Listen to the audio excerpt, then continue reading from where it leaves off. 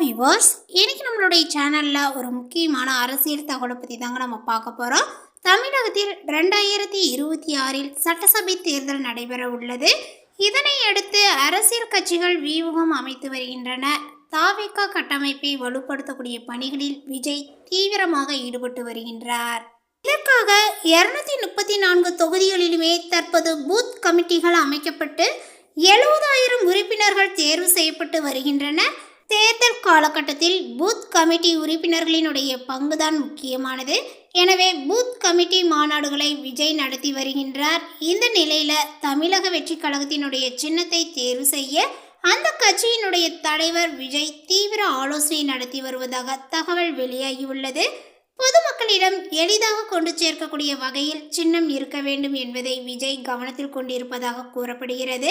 தேர்தல் கமிஷன் வழங்கியுள்ள சுயாட்சி சின்னத்தில் பார்த்தீங்கன்னா 3ஐ தேர்வு செய்து தங்களுக்கென பொது சின்னத்தை கேட்க தாவேகா திட்டமிட்டு வருகின்றன.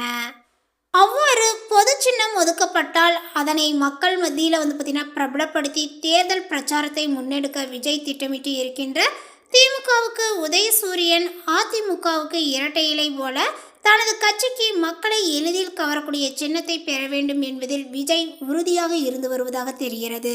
தகவலை பற்றி நீங்கள் என்ன நினைக்கிறீங்க? உங்களுடைய கருத்துக்கள் என்னங்கிறத நோட்டிஃபிகேஷனில் போடுங்க. மேலும் இது போன்ற பல சுவாரஸ்யமான தகவலுடன் அடுத்த ஒரு வீடியோவில் சந்திக்கலாம். தேங்க்யூ.